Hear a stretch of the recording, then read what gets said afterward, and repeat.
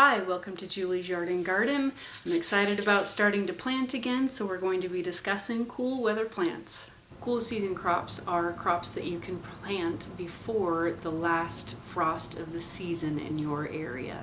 You want to make sure that you are planting your seeds when that crop really wants to be planted so that it can thrive. Some of your cool season crops include kale, broccoli, cabbage, bok choy, and I'm really excited about my bok choy that I've got this year. It's called a toy choy because it's a miniature bok choy, so I'm really excited to plant that again this year.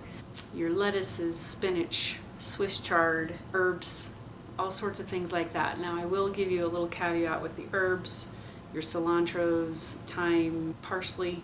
Those are the ones that you can plant now. Basil is definitely a warm season herb. If you put basil out and there's the slightest cold snap, your basil is going to cry and turn black and not be good. So you need to make sure that you plant your basil with your warm season crops. But depending on your location, you'll need to find out what the last frost is in your area or when to start planting the cool season crops in your area. You can go ahead and Google that. You can find those things on the back of a seed packet as well. This one is a packet of snow peas, and you can see here it has a little chart with the months that it suggests that you plant those, and then the color coincides with your location on the map of the United States over here. So it's pretty foolproof. If you do a little bit of looking around, you'll be able to find the information that you need. You definitely want to look and see what's going on in your area, because if you are in Arizona, say, you're going to be planting your cool weather crops in October, and if you're in Alaska, you're not going to be planting your cool weather crops until April. So it just really depends on where you're going. Please don't take my advice for anything in Alaska or Arizona because I do not plant there. If you look up your extension service, the extension service is always a great place to look for information on what to plant and when to plant in your area. One nice thing about cool season crops is, depending on your location, you might be able to get two plantings. You might be able to get a spring planting and a fall planting. What you need to do if you decide that you want to plant another crop in the fall is to figure out when your first frost will be and then count back however many weeks, usually 5 or 6 weeks before your last frost, and that is when you start to plant those cool weather crops again. So if you love snow peas, you can have them in the spring and you can have them in the fall as well. So that's kind of a nice benefit.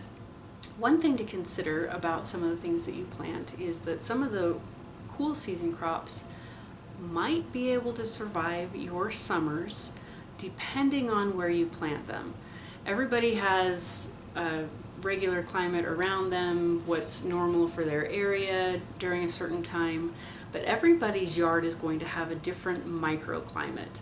So I can actually grow lettuces at my house during the summer because I have a spot in my yard that gets morning sun and evening sun, but it's in the shade for most of the day, and I've planted lettuces in that spot before, lettuces and spinach and Swiss chard, and it's done really, really well.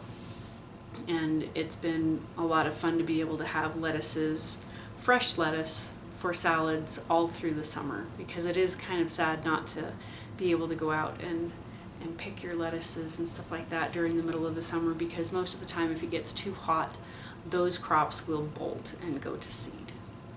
And lots of times when a plant bolts or goes to seed, then the flavor of that particular plant will change. Lots of times it goes bitter.